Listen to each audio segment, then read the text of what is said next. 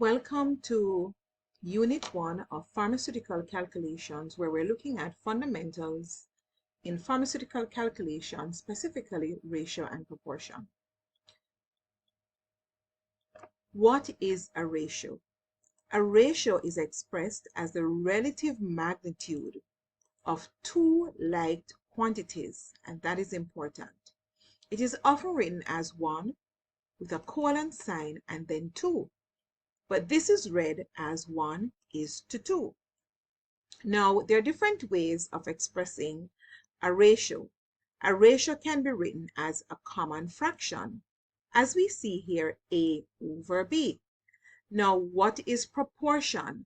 Proportion is when we liken two ratios to each other, the equality of two ratios, right here. So if we say A over B is a common fraction and a ratio, then once we have the equal sign and C over D, we are saying that the value of A over B is the same value as C over D. Now, given any three of the parameters in this proportion expression, let me enlarge it a little bit for you. So if we have ABD or ACD, or if we have C, D, and B, whichever three we have, we can solve for the unknown. We normally cross multiply, make the unknown the subject of the mathematical expression, and solve for what we need. Now, let's look at this. Every ratio has a value. So 3 over 5 has its own value. 3 divided by 5 is 0.6. That's the value of this common fraction or this ratio. Now let's look at another one. The value of 20 is to 4 is 5, because 20 divided by 4 is 5. If we should multiply the denominator and numerator of this ratio, common fraction, by well, this is an improper fraction, right? Because 20 is greater than 4. Times 4 and 4 at the top, we'll get 80 over 16. So if we should say 20 is to 4 as 80 is to 16, because both of them has a value of 5, and this is equivalent fractions. Now, to appreciate ratio and proportion, you have to have a good understanding of fractions, which is why we do our screening assessment to help you help yourself to see which area is most vulnerable so that you can move on to these advanced topics in pharmaceutical calculation module. Let's look at this. Not all ratio and proportion calculations include whole numbers. Let's look at this, which is taken from your textbook, the 15th edition, Pharmaceutical Practice, page 222 of my version, which is a Kindle version. Look in your hard copy and you'll see these in your books. 30 mil is representative of 1 over 6. And the value of that common fraction is 0.167. Now they're asking how many milliliters would therefore represent a quarter of this volume. The decimal form of this fraction is 0.25. So we'll use the decimal form to solve the calculation. 0.167, which is equivalent to 1 over 6, is equivalent to 30 mil. So therefore 0.25 would be equivalent to X mil. You cross multiply 0.25 times 30, right? And then you make X the subject of the equation, which will make the 0.167 doing the division, as we see here, and the answer is 44.91 mil. Now, rounding off and estimation is a big part of pharmaceutical calculation, and this is linked to the device that you're going to measure the medicine with, as well as the level of error and accuracy required in pharmacy practice. In pharmacy practice, your percentage error should be less than 5%. It doesn't mean you have to maximize that 5% error, but the maximum tolerable is 5%, which means that you are 95% accurate in whatever you're doing. That's the bottom target. Aim for 100% accuracy. Now, if we round off 44.91, we will get 45 mil because our measuring cylinder will have gradations on it for 45 mil and not 44.91. That is why rounding off an estimation is a big part of Unit 1 subtopics. Let's look at some practice questions that you were given. This first question is a simple calculation, not much advanced reasoning, but I'm going to try and do one where you have to really think it through.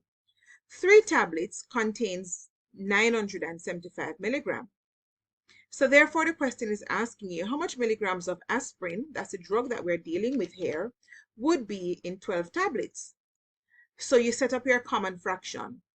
3 tablets is to 975 milligrams, as 12 tablets is to X. Could you have written this differently? Of course. Let's do that here. 3 tablets is equivalent to 975 milligrams. Okay, so therefore X tablets, not X, but we know 12, question asks for 12 tablets is to X milligram.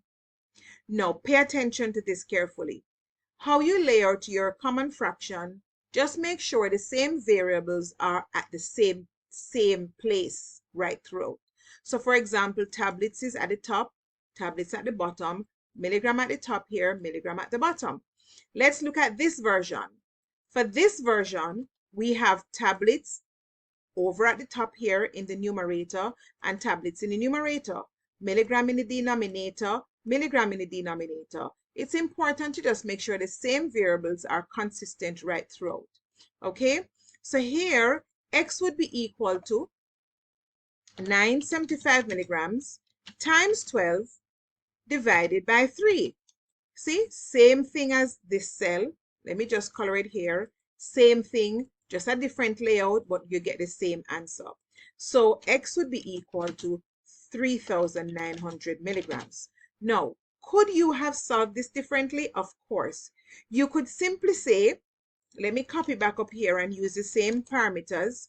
1 tablet, you could find the value of 1 tablet, but this will require 2 steps. So step 1, quantity per tablet. That would be your step 1. 1 tablet is to X milligram. We don't know. But we do know that 3 tablets has 975 milligrams.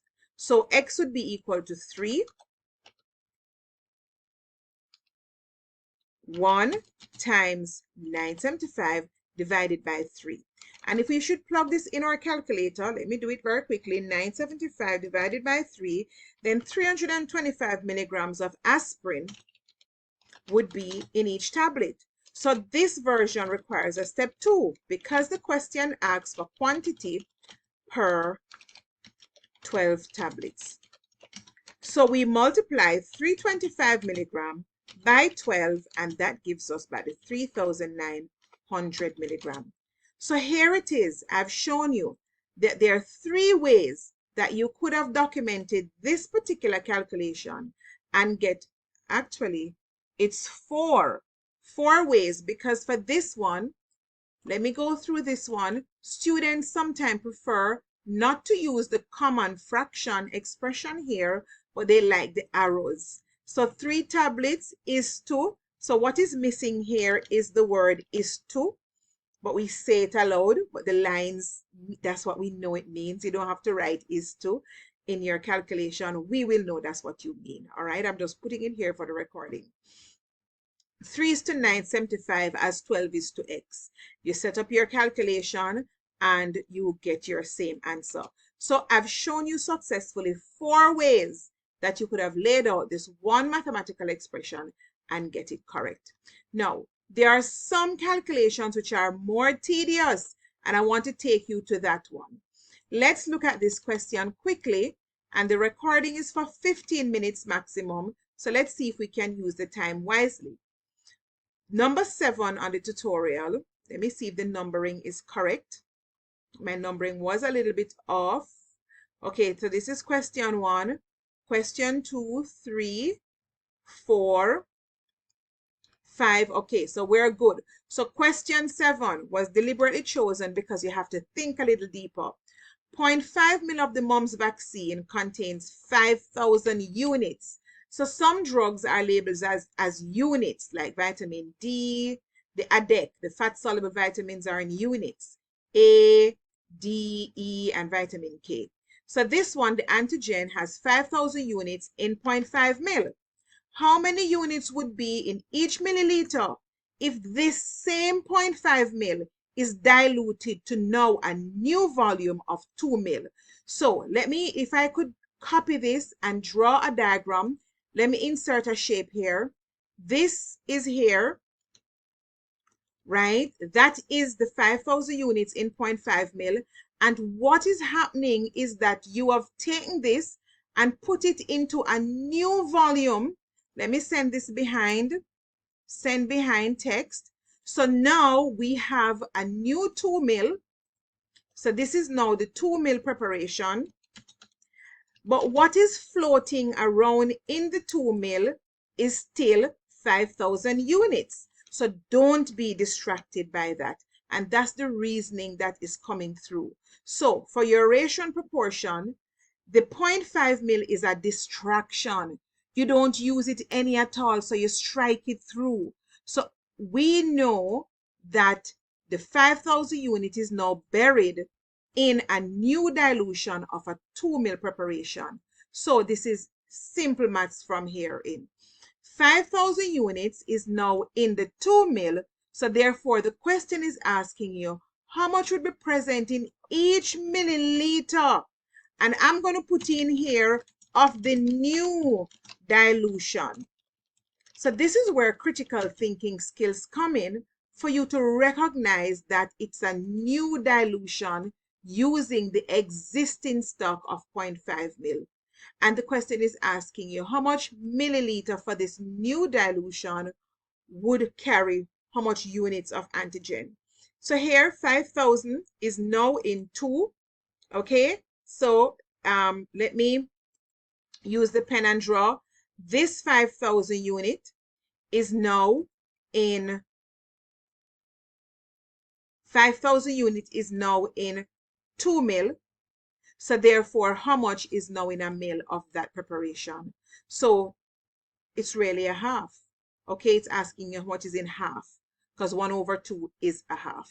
So 2,500 units would now be carried in the newly diluted preparation, and that's the new concentration that you're carrying out. So bear in mind that the 5,000 units in 0.5 ml is buried in a new dilution, and this whole dilution is now added up to, let me get my bracket here. This whole dilution is now equivalent to 2 ml. So don't be fooled by the question. The drug, which is the concentration, 5,000 units, is no longer in 0.5 ml, but it's now in 2 ml. And so some of the questions are a little bit more tricky than others, but don't be fooled. Now, the next subtopic in this calculation and subtopic is percentage. Just to remind you, with a minute to go or two on the video, that percentage means out of 100. And so we multiply our common fraction by 100 whenever we want to find the percentage. So let's look at this very first slide. If 62 students in the class out of 75 passes the screening assessment for Pharmaceutical module, that means it's 62 over 75. And if you want to find out the percentage, you simply multiply by 100. So it means 82% would have passed the screening assessment. Please spend some time to go through the resources we have prepared for you. This brings to the end of a basic introduction to ratio and proportion and percentages. I hope it adds some clarity and some insight to what you are reading in your lecture notes and your book chapter. Thank you for watching this video. All the best with your preparation for your screening assessment. Mrs. Kidd here, signing out.